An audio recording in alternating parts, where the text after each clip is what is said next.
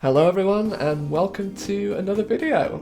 So this is actually a sequel to the last video I put out, which was all about the cut Mercedes-Benz CLK GTR from Gran Turismo 2. Well, I'm really excited to say that a YouTuber by the name of RacingFreak, you've probably heard of him before because we've collabed on some videos before on my channel, has spent 8 months actually recreating this car from scratch and modding it back into Gran Turismo 2. So for the first time ever, we're actually going to see the CLK GTR in Gran Turismo 2 itself. So just before we check the car out, I do actually have some information about the car from RacingFreak, which I will read to you now. So he says, after nearly 8 months of work and extensive research, I have decided to reveal my CLK GTR recreation project after the completion of its initial phase. My intention is to recreate as closely as possible the model which was in Gran Turismo 2 before it got cut. As nothing from this model remains in the game, I had to create the model and textures from scratch, basing it on 4 screenshots of it and a render. As additional references, I've also made use of nearly 150 photos of the real car.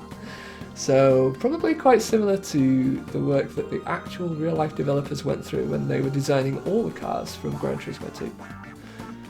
The model shown in the video is still far from complete, as there are numerous issues left to deal with and also the lack of proper handling and sounds, but it is now fully textured and playable in-game. This particular version doesn't have any decals yet, but it does have the blue mirrors from the 1997 Suzuka 1000 km winning car number 10. Yet the decals in the render and in-game are actually based on car number 11, as we talked about in my last video.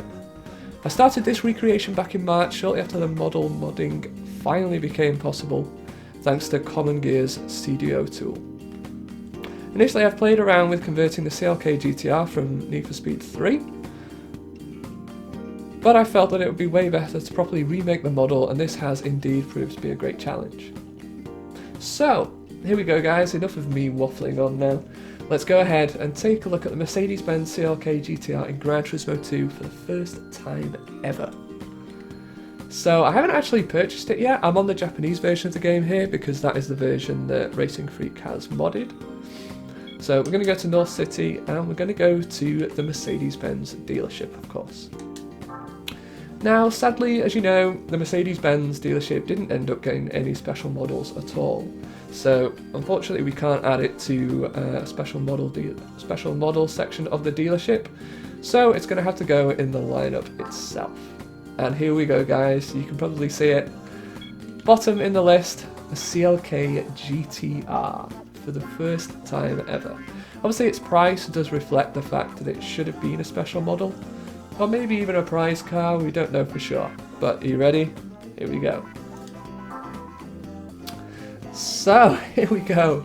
A CLK GTR race car. As you can see, it's based on the CLK GTR that was shown in a pre-release render, not the ones from the actual screenshots.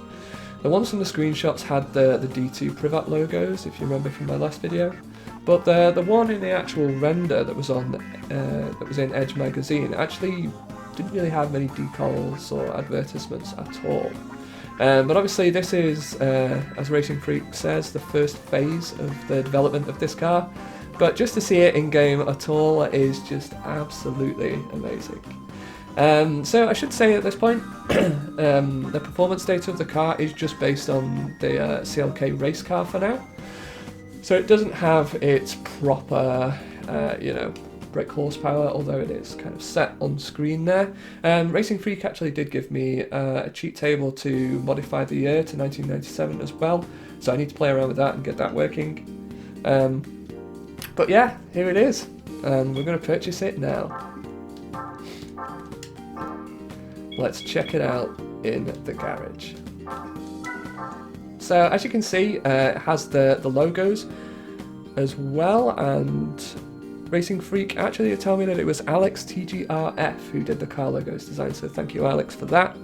And also worth mentioning, he says that Baka-san helped a lot to make this possible, so shout out to those two people as well as RacingFreak. But you might be interested to know as well, RacingFreak has put some kind of longer gameplay of the CLK GTR on his channel, so go and check that out, and do obviously subscribe to RacingFreak as well.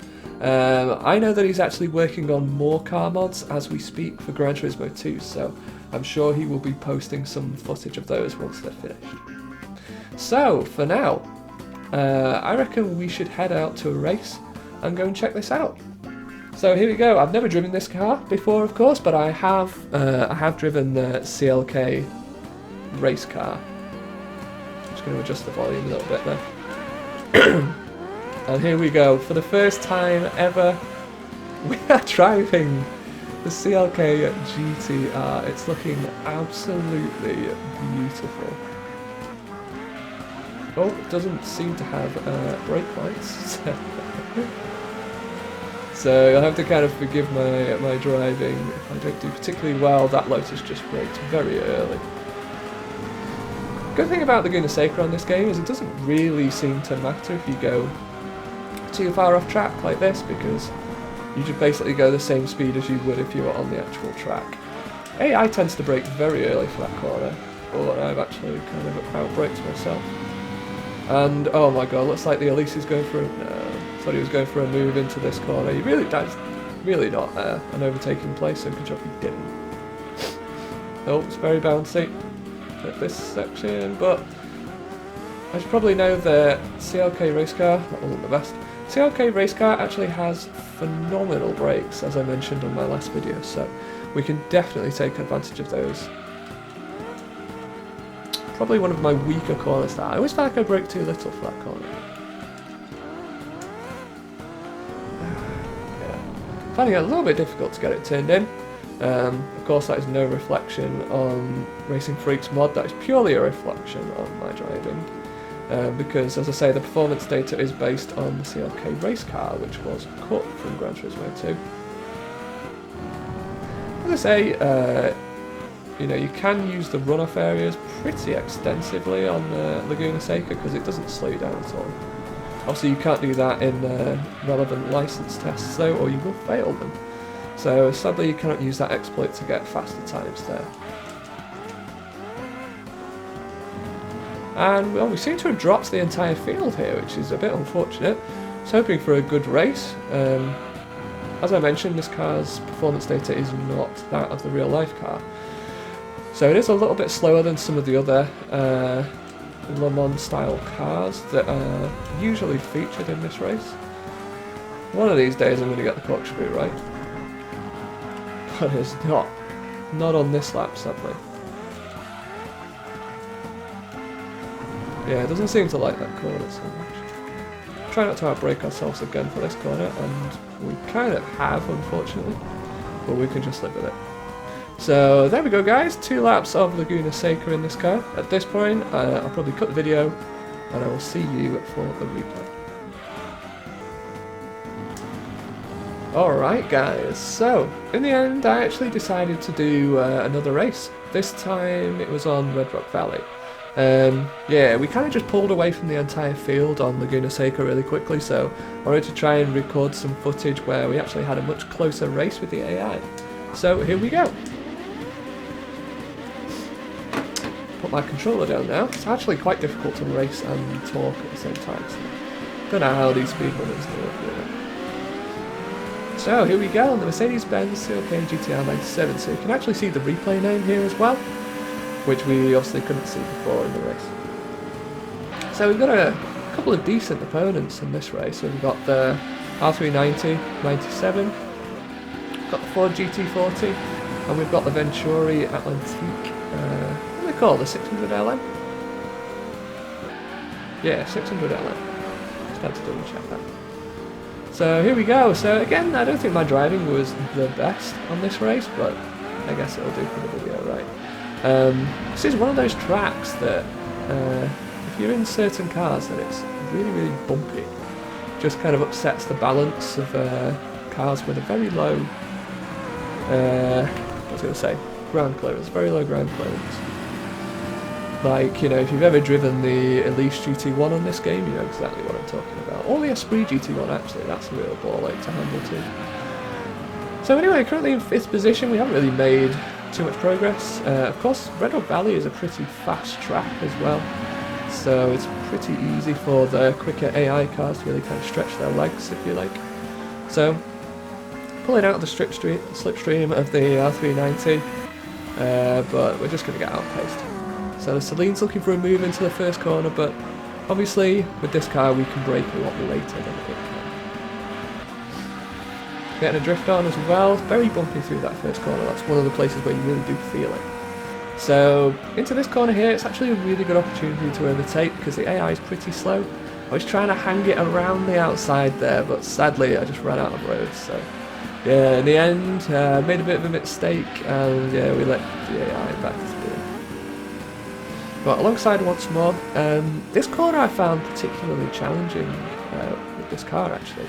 It kept wanting to understeer a little bit unless you were right on the racing line. So yeah, if you just put a wheel off the racing line, then it just didn't really want to turn into the apex anymore. So again, another good opportunity to overtake through the S's, because again I feel like the AI does tend to brake more than they have to. Up the inside of the final corner, the car's fighting back, drifting a little bit. And then we tuck into the slipstream of the GT40. Of course, the R390 behind us is probably looking to outpace, so we do go defensive into the first corner, and hopefully we're going to outbrake it, and we do. So managing to hold position, and even looking for a move on the GT40, so it actually just came down and really closed me off there, so I had to kind of take evasive action. Again, looking for the inside line. Oh, we actually go kind of through the GT40 there, which was great camera work. Yeah, by chance, of course. So now we're in 2nd place. It's just the Venturi Atlantique 600 LM that we have to overtake now. So again, into this big banky corner. Again, going probably slightly too high, slightly too wide, not getting the optimum line through there, unfortunately. But still pretty close to 1st place at this point, putting a wheel on the grass, and then going pretty high on the exit. But then the Venturi Atlantique covers off the move pretty well, trying to get the switch back, but no. And then obviously once we're on the back straight, the Venturi is just going to pull away, sadly. So we're going to have to wait for another opportunity. Can we do it into the first corner? Let's find out. So we're looking for the move. AI takes a much higher line there. I find that there's more grip on the inside, but yeah, who knows. So, but having said that, we don't get the move done. But of course, it's probably, as I say, the best overtaking spot on the entire course. Can we hang it around the outside this time? Yes, we can. Just about. Almost ran out of road once more. So now at this point, it should just be us versus the track. None of the AI to worry about anymore. I feel like by the time we actually get to the start-finish straight, we'll have kind of stretched our lead out. So don't have to worry about the AI too much right now. Taking that corner a bit better. As we've only got 1 lap left, and we shouldn't, as I say, have the AI to worry about anymore, we can probably go for a decent lap on lap 5 out of 5. Going very high there, and then drifting it into the final corner. Very nice, very nice. Not the, if you're looking for speed, probably not the optimum line there, but it was pretty fun regardless. So here we go, onto the final lap. Can we set a half decent time? Well actually, because this is a replay, you can actually see what time I managed to set on this lap, which was definitely the best lap of these 5, but not necessarily an amazing lap overall. A lot cleaner through that first corner there, managed to keep the car a lot more planted, even though it was still fighting back a little bit. No AI cars to worry about through here, so we can just take the optimum line. I go for a little bit of a late apex here, which I think seems to work well. And then, using a bit of curb on the exit, but not all of it. So getting way more tucked up to the apex. I actually feel like if you brake quite late into that corner, it tends to serve you well. Only a few corners to go now into the fast S's. Lift off a little bit and then brake for the second part. Again, going a little bit high on the exit, but it does actually give us a decent line into the final corner. Nice drift on the exit there. a bit unintentional, but never mind, we'll take it onto the back stretch. And as we cross the line, the only thing left for me to say is I really hope you enjoyed watching this video. Thank you again to RacingFreak. If you do want to see some more gameplay of this car, please do go and check out the video on his channel. I'll link it at the end of this video and also in the description as well. So thank you for watching, and I'll see you next time.